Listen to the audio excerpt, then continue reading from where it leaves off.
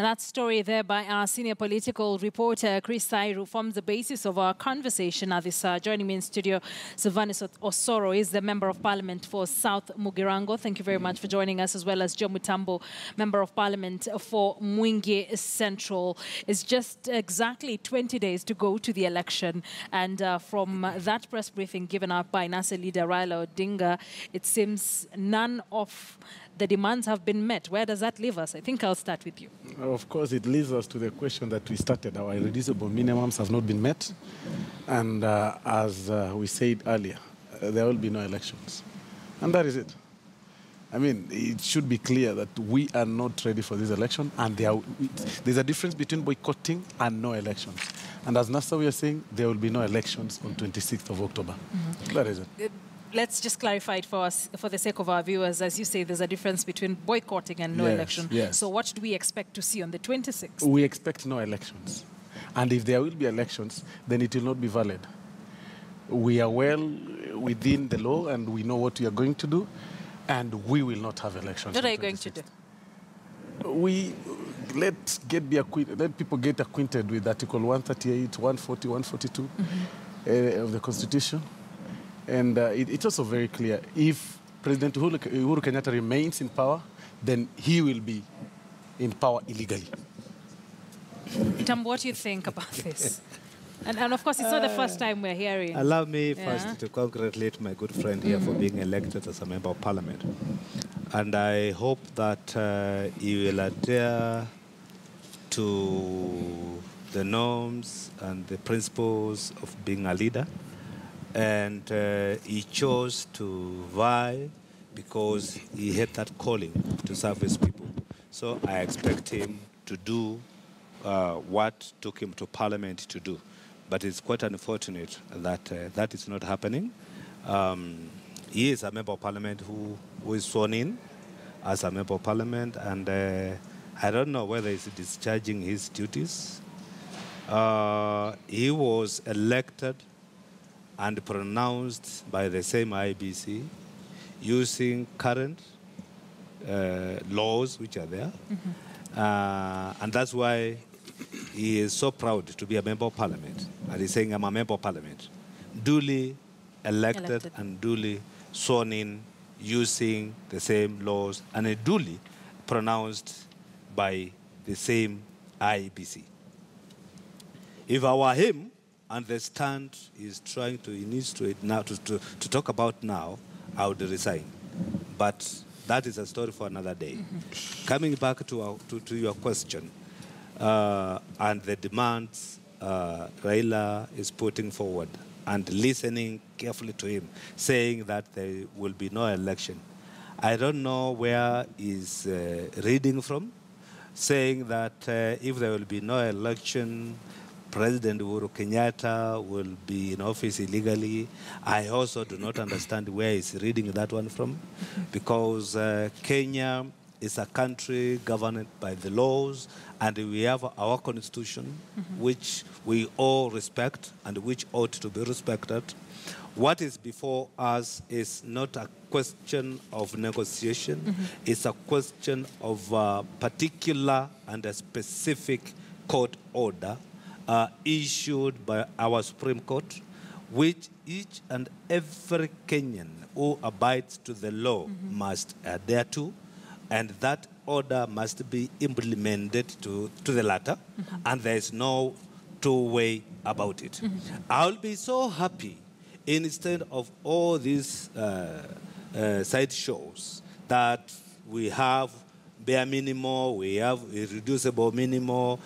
I would be so happy if one Raila Amolo Odinga is courageous enough and take a paper and a pencil or a pen and just write to IBC and tell them that I will not participate to this election. That will make the work of this country why would so he do that? easy.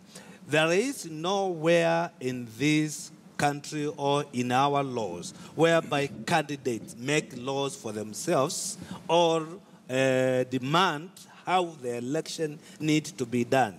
One Uhuru Muigai Kenyatta, who is the President of the Republic of Kenya, cannot make any laws. Laws will be made by my good friend here in the Parliament, and any Kenyan and law-abiding Kenyan must abide to those laws. Mtambo, that brings us back to the question on whether you think, as an individual and as a member of Parliament affiliated to Jubilee, whether you think any of the demands that have been raised by NASA or the concerns that have been raised by NASA are valid in any way. They are not valid and they are inconsequential. There's no way you can say, if I will go to election, I want you to do 1, 2, 3 things. No way. The laws which we follow for anybody to engage themselves or to declare themselves as candidate, they must have read them. They are there. We have written laws. And if there are any other laws which the country feels that if we go to election by the existing laws, there will be ubiquity, like what is happening today, that we are in a situation, or we are in a catch-22 situation, whereby an officer somewhere can refuse or can fail to sign a form somewhere, and by that, that can lead to nullification of an election. Right. Now, that leads to amending the same laws. But it is not me outside. I cannot call a crowd out there and I say we must change this law to suit me. Okay. We make laws to suit the country, not to suit an individual. Sylvanus, NASA has been involved in talks and meetings with IEBC, so to speak, since that ruling was made by the Supreme Court that we're going back to court. Seemingly, dialogue is not working. Of course, there are demonstrations tomorrow. We expect demonstrations in Nairobi, Kisumu and Mombasa, and probably other parts of the country with just 20 days to go. Are these the only avenues we can take advantage of, or we can use to try and get to a position where we will go to an election? Correction first. IEBC has been calling both players of political affiliations for meetings. No, NASA has been meeting. Definitely. Everyone has been meeting. Exactly. But if you look keenly, Jubilee has been ignoring calls by NASA, by IEBC. One case scenario is the previous day where all the presidential candidates were invited. But instead of the president going to attend, he instead chose to send his number 2, the deputy president, His Excellency William Ruto. That shows the unseriousness from their side, and too much, false hope within themselves. There's something that my friend Joe, a man I respect a lot, and I used to tell him all through. We've been in debates, and I've always told him that one thing we need to set aside, in everything, even in debates, is sycophancy. I'm not any person's sycophant. And I'll tell you when things are wrong, whether it's from Raila Odinga or from Uhuru Kenyatta. And on this thing, on this particular one, Mheshimiwa John Mtambo is playing doublespeak here. He's saying that we cannot make laws to suit an individual. And yet, the president himself is on record pushing the members of parliament affiliated to Jubilee with the same thing called tyranny of numbers to make laws that suit the interest of October 26th, saying that they want to comply with the Supreme Court order. There was no order in the first place by the Supreme Court judges. There was no order. And unless I read it, I heard it wrongly. And as a lawyer, I can tell you, there was no any order. And you cannannot also make laws that, you're making laws in haste to suit your interest within a very short period of time.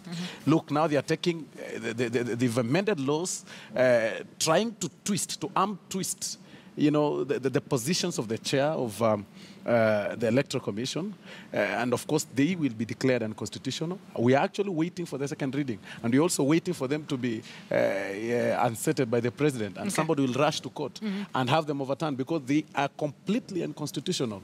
Look at the committee that is taking views, calling itself a legal committee. Which committee? We haven't formed any committee in Parliament. Which committee is sitting to take views from public? Where are the NASA-affiliated members of parliament in that committee? That then it's not a committee. So what we are seeing in this country is this chest dumping. We're also seeing a situation where Jubilee members feel that they were denied victory. They are talking of democracy. They are talking about laws. They say they believe in numbers, but they cannot believe that clearly there were 4 judges who decided to nullify the election out of 2.